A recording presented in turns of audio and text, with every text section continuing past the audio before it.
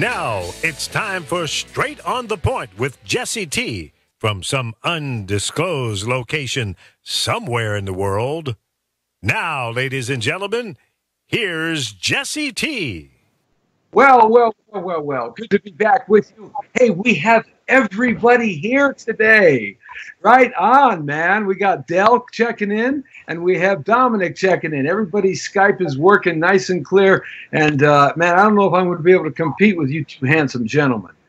Good to have you along with me, Jesse T, as we're back on the air and everywhere from the community to the world.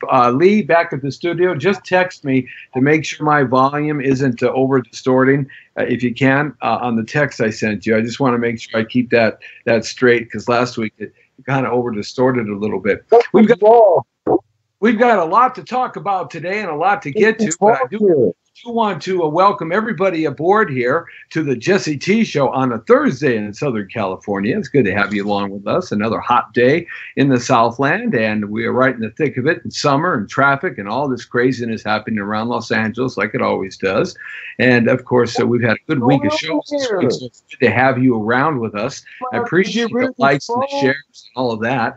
I appreciate you guys letting everybody know that we do this every day of the week from Monday through Friday from 5 to 6 p.m. But something we do special on Thursdays, and it's called The Real Story. I kind of get tired of all the alphabet soup on Fox News, CNN, MSNBC, newspapers, all these talk shows on radio and stuff.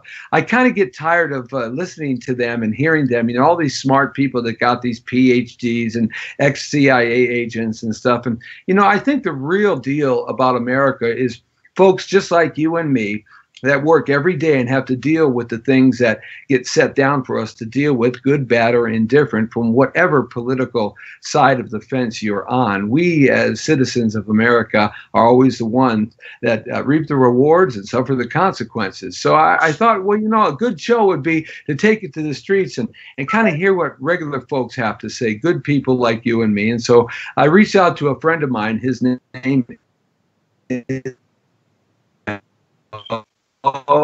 Bird, and Dell's right there on the line with us. Hey, Dell, what's happening?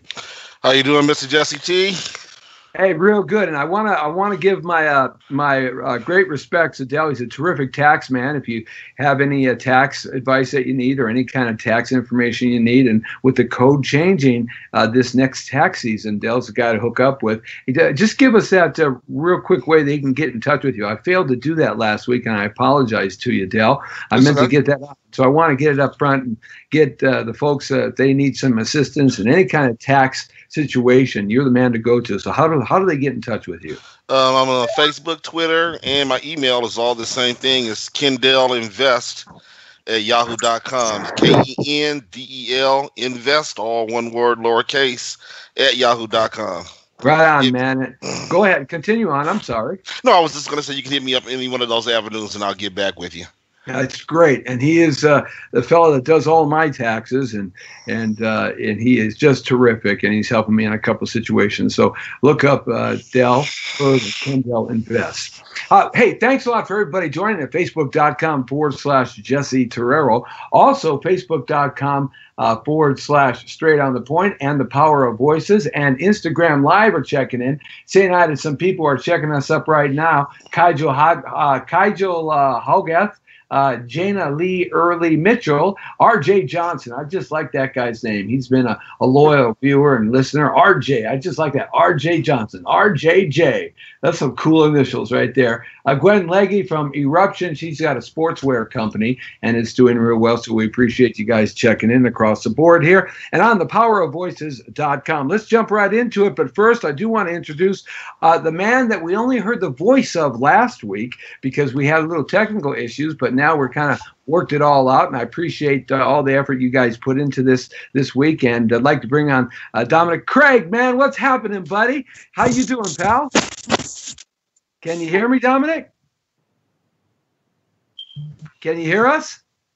Well, he sees us, and we see him. Awful, handsome-looking fellow there. Hey, Dominic, can you hear? The network connection is very poor.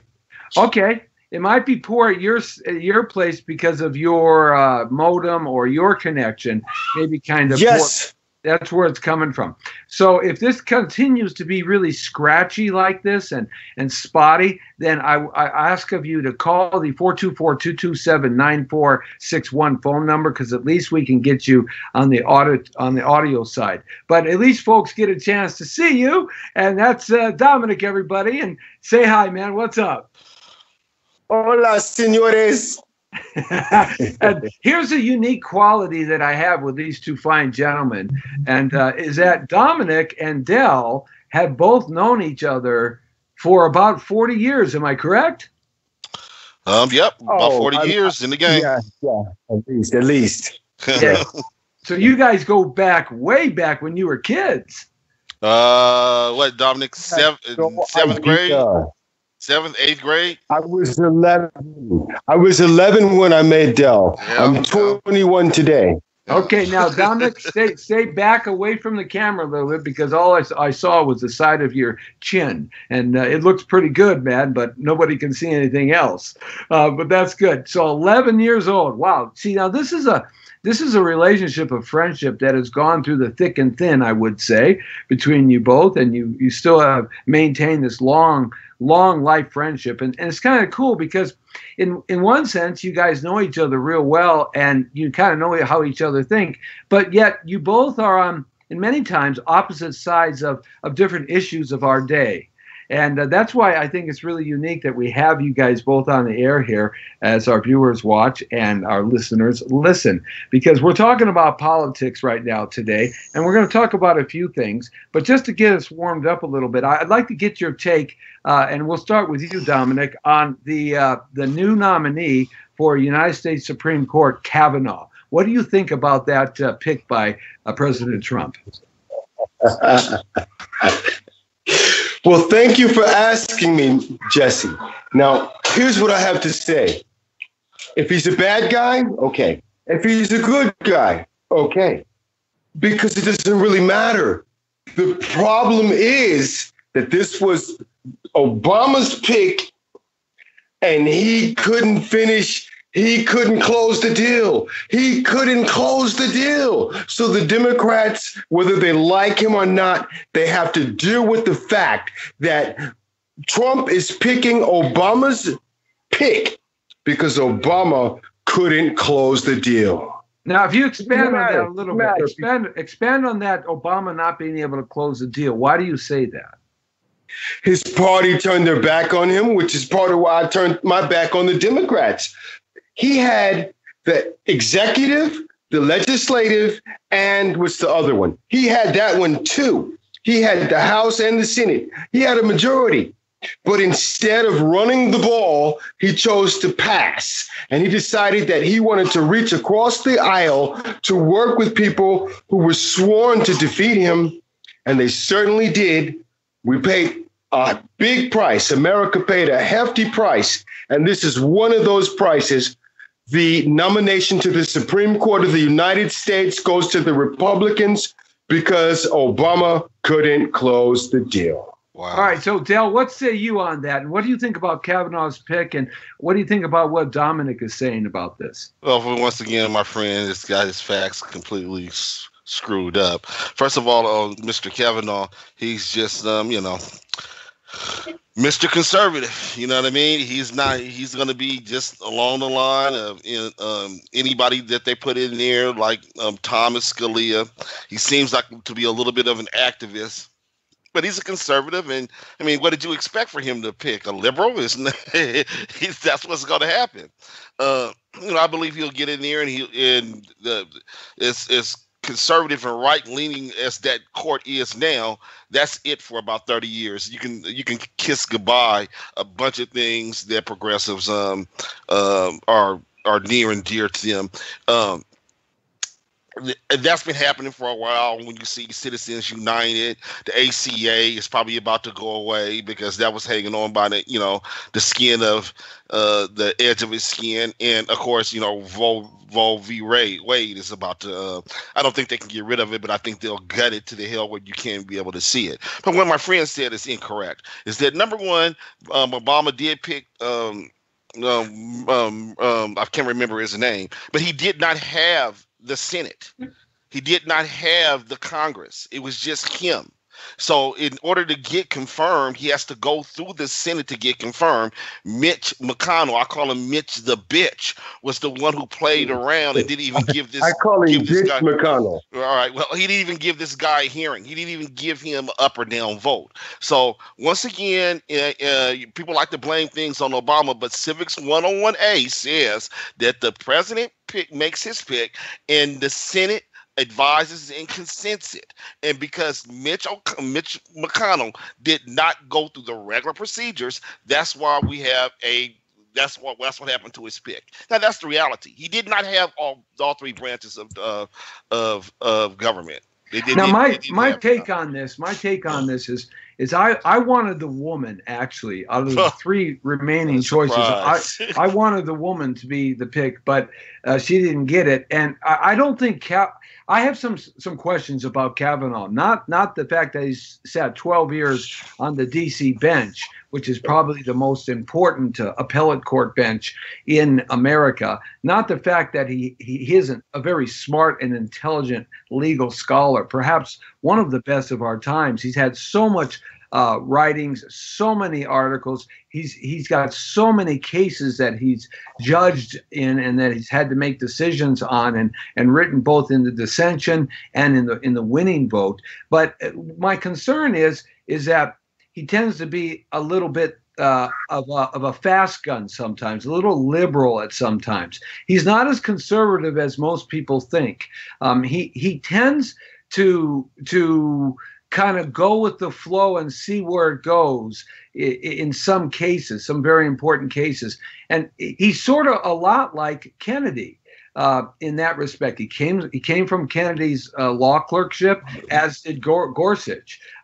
He certainly is not a Scalia, who was very conservative. He's sort of like a Roberts, who kind of fooled us a little bit in terms of his conservative platform, but yet Roberts has been very disappointing for conservatives out there. So, I think he's going to get ratified. He's going to become the next Supreme Court, but I think it's certain cases, whether it be progressive, which is a left side of the spectrum, or a conservative, a right side of the spectrum. That's my take on him. Only time will tell. I tend to want him to be more conservative, and I do have my thoughts about Roe versus Wade, Roe v. Wade. But anyhow, you wanted to respond to that, Dominic. Go ahead. Yes, sir. I did. Okay. This whole idea that this gentleman is going to get in there and overturn Roe v. Wade, that is just fear-mongering. That is just fear-mongering, because that's all the Democrats have left. They want us to be scared. They're selling fear. He's not going to overturn Roe versus nothing. And the fact that they would even bring that garbage up shows you why I had to walk out on the Democrats. Well, I've always said myself that I've never been a big Roe v. Wade guy. All right.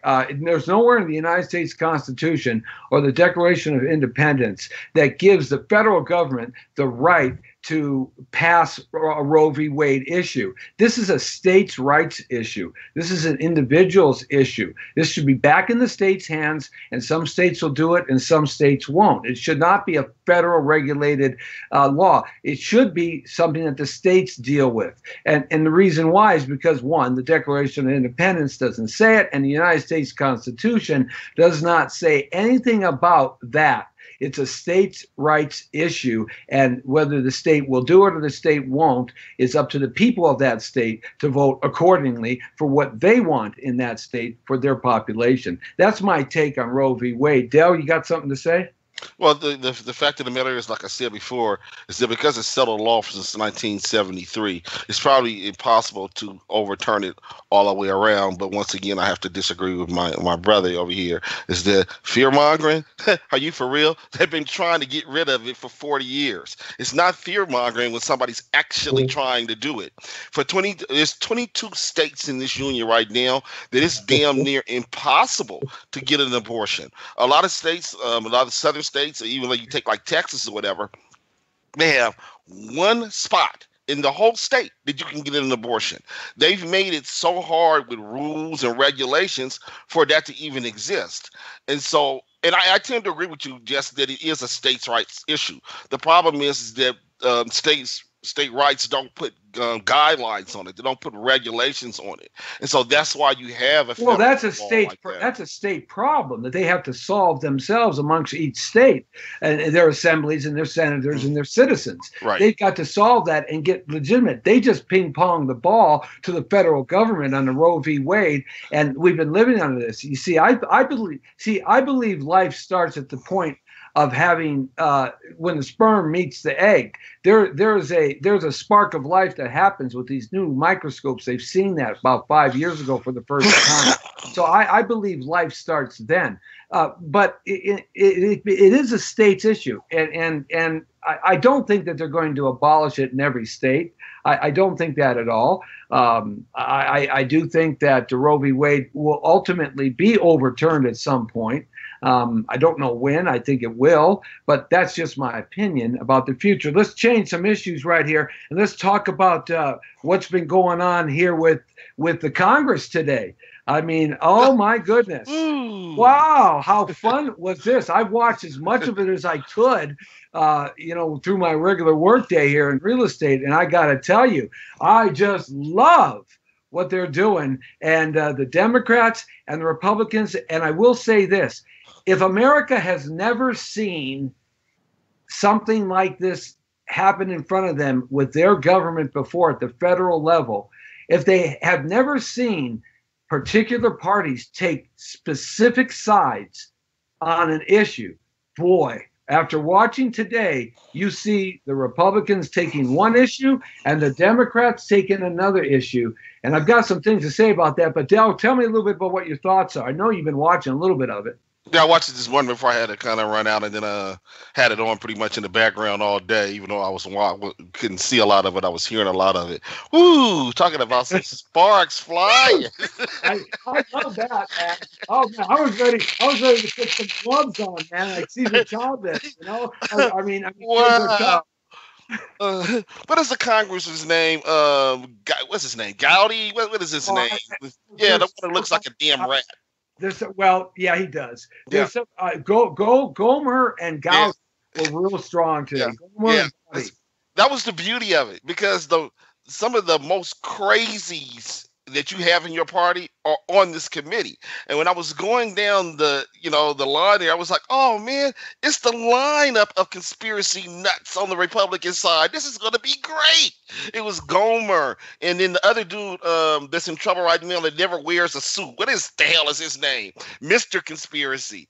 Man, it was the greatest TV that you can see for this government politics of all time. Oh, it's great live TV. Absolutely great live TV. Where do you fall on the issue, though, Del, in terms of this issue and Stork? Where do you fall, or Strike, or whatever is stupid? Whatever the hell his name is. Yeah, it's a Republican distraction, like it's been since. Oh, come on, really? Yeah, of course it is. Of course it is. Wait a minute, and let me explain to you what it is. First, let me say that the name is and the girlfriend were incredibly stupid. You know what I mean? They did these text messages, having an affair, trying to impress each other, the whole 9 yards. But to equate that he said F Trump, or I can't stand Trump, or we will stop him, with him actually doing something to influence the investigation, it's a stretch. It's a big ass stretch, and you guys know it. There are dozens and dozens and dozens of FBI agents on any one case. So in order for your conspiracy theory to take effect, everybody up and down the line would have to be in this conspiracy theory. Then he would have to do something that actually affected the outcome. And here's the reality: Trump won. So I'm sorry, where is the conspiracy theory at? Because this thing is all about, it started in Germany, and all about the collusion of Russia and Trump. Dominic, go ahead. Oh God, here we go. Sir, now I'm going to try to be brief. I would like to point out that I have completely, exhaustively debunked this ridiculous idea that a foreign government came through and elected Donald Trump as our president. I've done it exhaustively. So anybody who thinks that the Russians interfered in our election, or that there was any such thing as Russian collusion, or that Donald Trump and Putin had a backdoor deal or whatnot, it's way past time for them to present evidence. And evidence is not Rachel Maddow. Evidence is not MSNBC. There was no Russian collusion. Donald Trump got elected because Hillary Clinton sucked. Wait a minute. Hillary Clinton was a lousy candidate. I don't think she did too much of that because Slick Willie Billy was always looking for it somewhere else. Oh, bada bing, bada boom. Let me take. I think Struck. It is important. It is important, and here's why.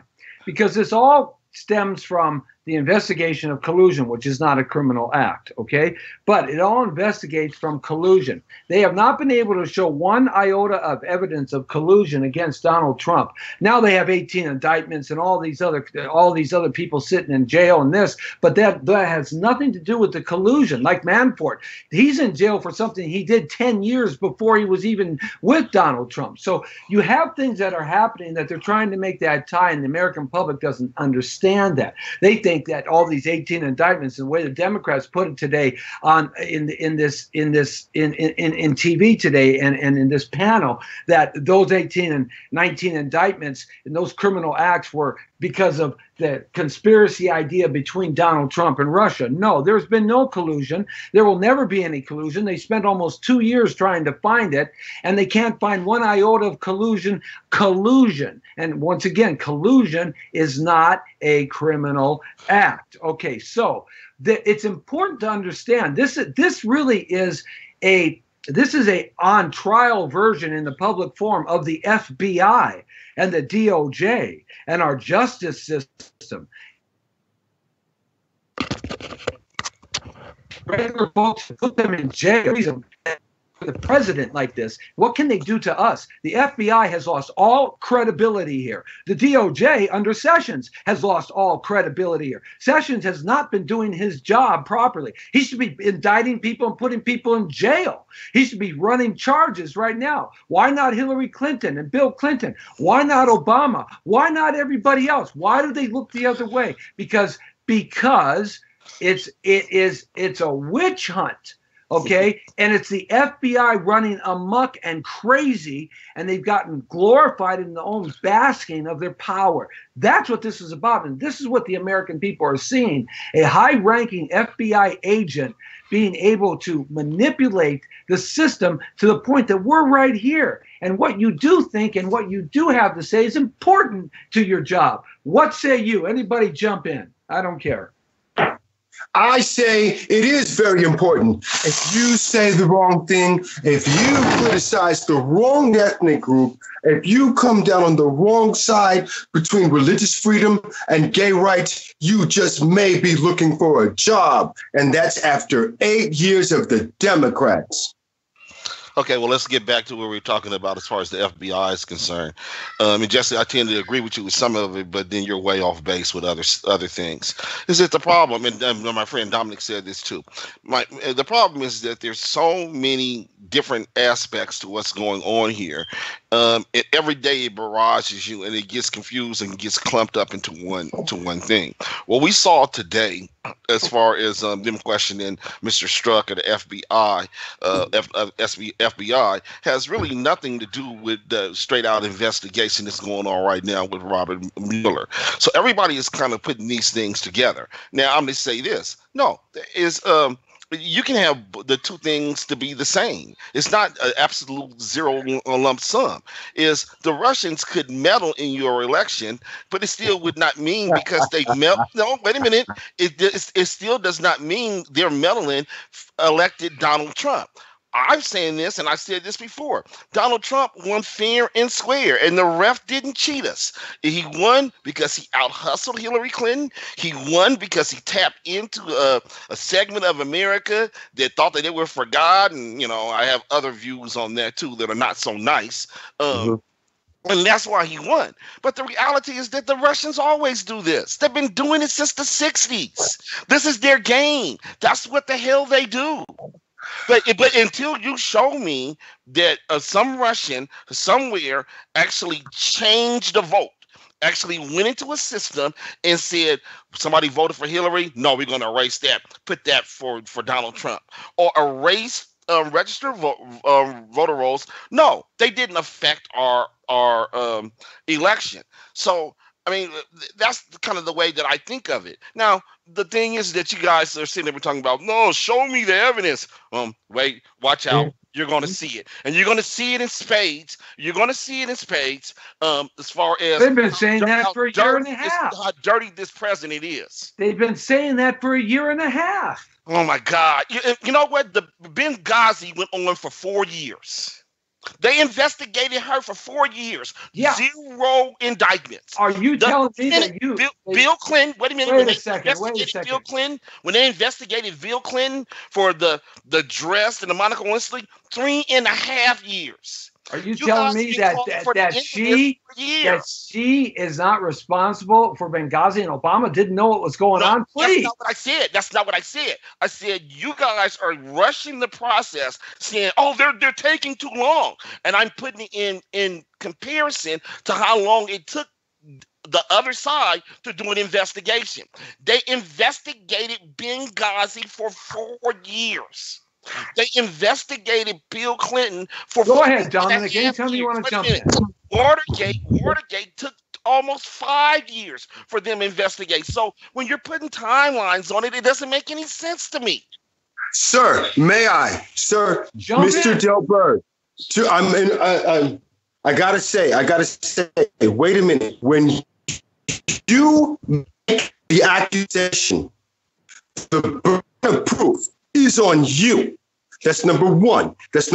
Number two, everybody has a right to a fair and speedy trial. Speedy trial. If you drag that trial on across the 4 years of this presidency, that is not a trial. I don't know. What are the words they're calling it? A witch hunt? Okay, I'm going to cut you off right there because in your statement, I need 30 more seconds because I call out the fact that the progenesis of this Russia nonsense is somebody from inside of the Clinton campaign leaked sensitive emails during the election. Hillary had to distract. So she said, oh my goodness, the Russians hacked me and released this. Now, we all know that it was a leak and not a hack. We all know that the source of that leak was Seth Rich, and he's dead today. We all know that. But what we don't know is how any foreign government, China, Guam, I don't know, Hawaii, how any foreign government could possibly steal an election. You have to understand, you don't vote. You don't live in a democracy. One man, one vote. This is garbage. The fact is there are 125 electorates, and they vote. They vote according to how you tell them to vote. And if none of them got hacked, and if no Russians got to them, then this story needs to die. Because at this point, it's more than just a distraction. It's more than just a conspiracy theory. It's an effort to destroy the foreign policy of Donald Trump. Well, that's an interesting point. In fact, that the Russian ideology and the Russian angle came through the Hillary Clinton protecting herself and creating a scapegoat for herself, and how they've then stretched it into the Donald Trump so-called collusion scandals that are happening now, and which they can't prove. But it's a fact in terms of yeah, everybody does have the opportunity to defend themselves, and it does take time to do these investigations. But look at, you've got Benghazi, you've got the Clinton Foundation, you have Haiti, you have the email scandal, you have the destruction of the hard drives, you have people that have come forward, whistleblown, that are no longer with us. You have scandal after scandal after scandal with the Clinton people. And you can't tell me that the Obama people didn't know about it. Everybody knows everybody's business in Washington, D.C., no matter what they try to profess. Everybody knows everybody's business. And in terms of Trump, this is why I believe, and I believe it in the heart, they don't like him, because he is an outsider.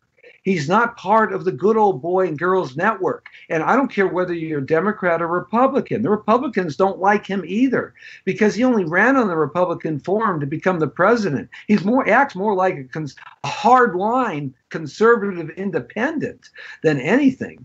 Okay, so, but you know, a third party is never going to win the presidency. So in that respect, this is why they don't like him. This all is just because they lost.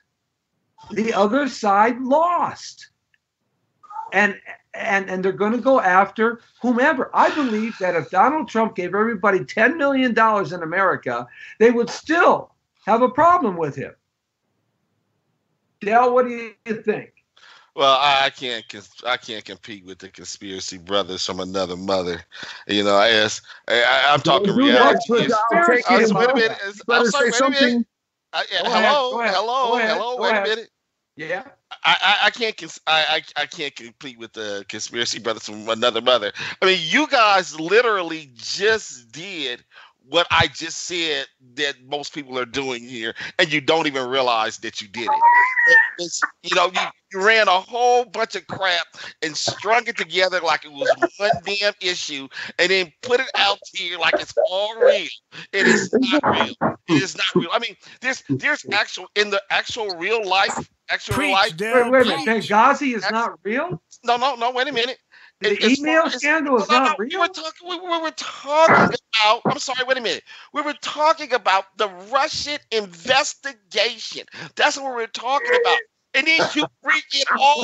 Why aren't they? Let me ask you. Why aren't they investigating Hillary Clinton for the Russian uranium sale? Well, I'm gonna ask you this. I'm gonna ask you the same question. Why aren't they? Wait a minute. Why aren't they? I don't know. You tell me. It's your guy. Do you have his telephone number? No, it's not my guy. Do you want me to call him? No, no, they didn't investigate themselves. I'm sorry. Wait a minute. It's this, you guys are putting, it makes me laugh when conservatives, you're putting this on us. It's the funniest shit ever. The Attorney General is Jeffrey Beauregard Sessions. He's your guy. Yeah, well, they can't fire him because he can't be fired. He has the power. Nobody said anything about firing him. He has the power to do anything that you just said, dear. Benghazi, emails, Uranium One, Clinton One, whatever, Spaceship Two. He's the Attorney General. That's his job. And they should fire him. He's horrible. He's the worst. He's the worst Attorney General this country has ever had. Maybe your beef is with him, not us, is what I'm trying to say. No, my beef is with both parties. You know, I vacillate between both. Your president picked this guy. Your president nominated him. No, there's no doubt. He picked the wrong guy. Fire his ass and put somebody else in there. I heard Jeff Pruitt is looking for a job right now. Yeah, well, I wish he would fire him, but he's not going to. Right. Sessions is going to cut his own feet. Yeah, well, it's just that this is not our problem. You feel what I'm saying? All that crap you're talking about, Uranium One, Clinton, Spaceship, the Two, all of that. If you want to investigate it, you man, shoot the gun, have fun with it. The bigger people than you have tried to take shots at the Clinton. They still standing. They must. I always say this. They must be one or three things. The people investigating them have to be the worst investigators of all time, Keystone Cop kind of deal, or it's all made up and they didn't do it, or the Clintons have to be the greatest criminal masterminds of the 21st century. They're just the most connected to the globalists and the elitists. Same thing. They're the most. Yes, you're right. Masterminds of all times, because they've been crap, according to you guys, for 40 years. They've been killing folks, stealing money, nationally, internationally. I was like, fuck. There's not Clinton Foundation is a direct example of that. All that money was supposed to go to the earthquake victims of Haiti, and nothing went there. Go ahead, Dominic. Yeah. They built 3 houses. Now, wait a minute, Del. Some of these, I got to disqualify myself right here. Listen, we're not going to talk about any of the dead bodies that you tried to bring up and plant on the Clintons, okay? No, we're not going to talk about it. Oh, my God. I try to plant on the Clintons. All right. I love that. I love my brother. I try to plant on the Clintons. All right. Anyway. Finish, brother. I told you these guys are going to go at it. We're not going to talk about that. It's a very important movie, and it's on YouTube, and it's called Clinton Cash. Now, I have nothing to defend myself. If anybody believes that I am wrong about anything that I have said, and I have said nothing about the Clintons. I've said nothing about the Clintons. You haven't said nothing today about the Clintons. Nothing. I say it all the time, so I'll take the brunt. You ain't said nothing today about the Clintons, Dominic. You've been railing against their asses for 25 years. Keep it straight. The fact is, there's a movie called Clinton Cash, and it's on YouTube. And if any part of that movie was not true, you could rest certain that they would have been sued for slander, defamation, and all of that. So if any part of that story was true, that would be under the jail with Hannibal Lecter. Anybody who believes you and I certainly would be. The answer should watch this movie, Clinton Cash. Anybody who believes that they are the answer, anybody who believes that, and then after you watch the movie, which is also after you watch the movie, which is also based on a book, I want you to go back and research the people, the authors behind the damn movie. Do your research for what is the source of what that movie is and the people behind that movie. Don't just watch it like it's real. Don't just watch it like it's evident. Watch it because that's the problem. And Jess, I know you want to probably go into another subject. No. Listen, they didn't sue for slander. Well, let's talk about this now. Means they don't want to defend themselves against the allegations of this movie. President Trump, need to do it. President Trump is now in Europe, in the EU, and he's kicking ass and not taking any questions. He's going over there and he's basically saying, look pay up. We've been footing the bill for a long time. You got to pay up. And Germany, you want this pipeline that you put billions and billions of dollars in, but you can't pay us the billions and billions of dollars you owe us to protect you. Okay, so that's what he's doing, and they don't like, the oligarchy over there doesn't like what they're hearing. Okay, just like nobody liked what he did in North Korea, just like nobody liked what he did with Iran.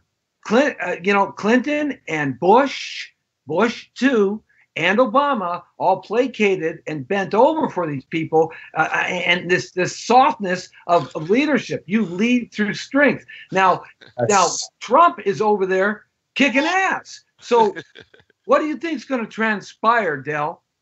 As far as him over in the EU right now? EU, because he's about to leave to go meet in Helsinki to meet Putin.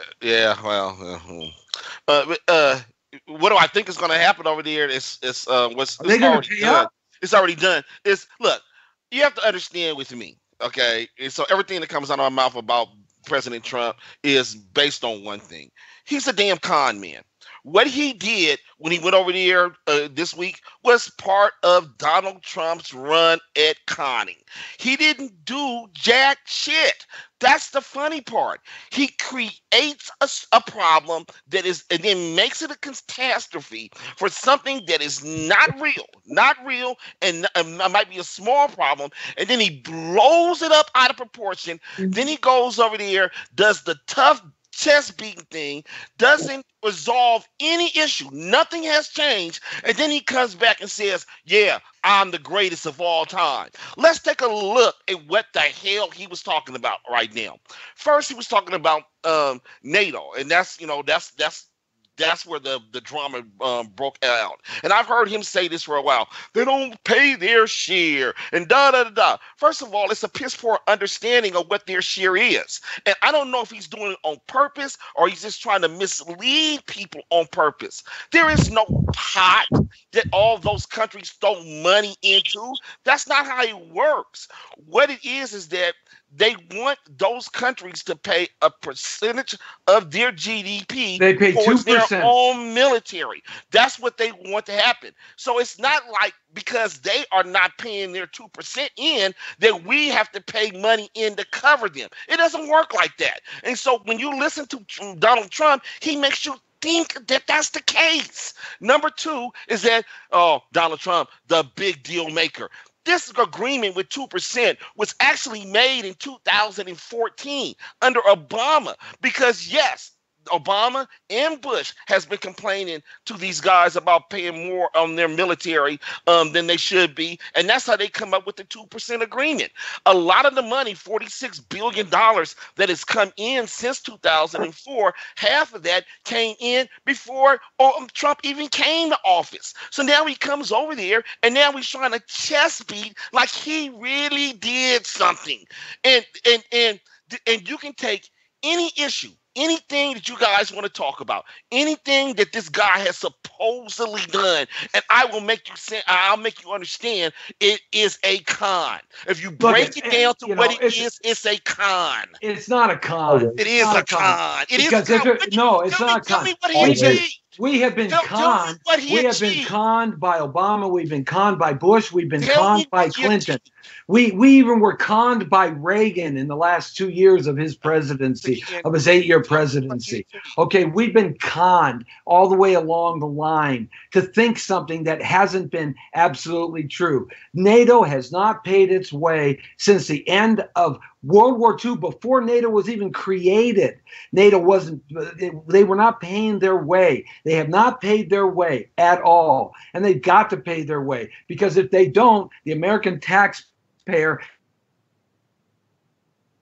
potentially American of blood, will pay the way for them. All right, and they have to straight up. The EU has been a con on the world the minute it was put together. What do you think? Brexit happened and England left because they got fed up with the EU and what was going on over there. In that respect, why do you think Italy has left just recently and France is about ready to dart out?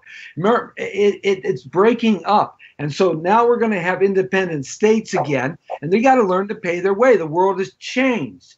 Okay, we pick up the brunt. We may not pick it up in cash, but we pick it up in other ways. We pick it up. No, you don't. And see, this is what I'm talking about. This is a piss poor understanding of what NATO is. It's a piss poor understanding of what NATO is, what it's supposed to be, and what is NATO? Right. What is NATO? It is not what it is. NATO is there to protect the commerce. NATO's there to. Primary goal of NATO was created to put a front in front of Russia. That was the primary goal of NATO. Okay, that was it. To put something in front of the Great Iron Curtain. That's why NATO was created, period. And now that the Iron Curtain is no longer there and Putin is trying to maybe put it together again, potentially, we don't know. But now that it's not there, NATO has come into something else. All NATO is just a money-making business. It's a corporation. That's all it is now. They don't sell the F-35. Dominic, go ahead. No, he's right. It's all a money-making corporation, not only to sell the F-35, not only to sell the THAAD, which stands for the Thermal High Altitude Air Defense System. Put yourself in the camera, Dominic. You're not on camera. It's about weapon sales. Jesse is right. They're trying to sell the THAAD, the Thermal High Altitude Air Defense System. They're trying to sell the F-35. America's lost a lot of money on this stuff, and they're trying to force these weapon systems on NATO. NATO is just an extension of the IMF and the World Bank, and NATO is just an extension of this. That's all it is. It's all it is. Okay, now, so bottom line, wait a minute. I'm going to give you guys the bottom line of this, because this is what I just said, and you can say all what you want to say about NATO and their conspiracy thing. Blah, blah, blah, blah. That doesn't mean anything. Here's number one, is he beat his chest, he went over there, he acted a fool, and achieved nothing. If you believe that NATO is obsolete, get us out of there. Just say, just tomorrow, Mr. Trump say, hey, you know what? We're done with NATO. We're dissolving it. Bye. So do you believe he did anything good in North Korea? Do it. It's a con. Okay, if he's a great con man, then did he con everybody about North Korea? Did he go over and beat his chest? Yes. Some of us are not conned about it. So now he's not shooting missiles over Japan, right? He's not shooting missiles over Japan, okay? Right? He goes to Singapore and he finds out he likes to dance in discotheques at the top of the skyscrapers. Yeah. This is a big con? Yeah. No, because of Donald Trump. That little rocket boy is coming in conformity, and so is China. Okay. China and Russia. North Korea is the biggest Trump con of them all. No, it isn't. What has changed? Let me ask you. All right, I'm going to let you go, but I have to go after he goes. Oh, Dominic, go. Changed beforehand until now with that situation. What has changed? A lot has changed. Sir, Mr. Delbert, I have a question for you, sir. What is he still the leader of that regime? What has changed? He's going to be the leader of that regime forever. Wait a minute. I have two questions for you. First question, what do you want? War. That's question number one. And number two, what are you presuming? That we invade? It's a fucking false narrative. I'm not going to answer that question, Mr. Candace Owens. I'm not going to answer that question because it's a false narrative. I have dingling. She does not. She may have one, but it is not mine. That is not a fair attack. Ever. You know what I mean. It's a false narrative. I'm not going to answer that question because we were not going to war beforehand. It is nothing. That's not We're at war right now. We have never stopped. I served. We are at war right now. The war has never stopped. No, we are currently. Wait a minute. No, listen.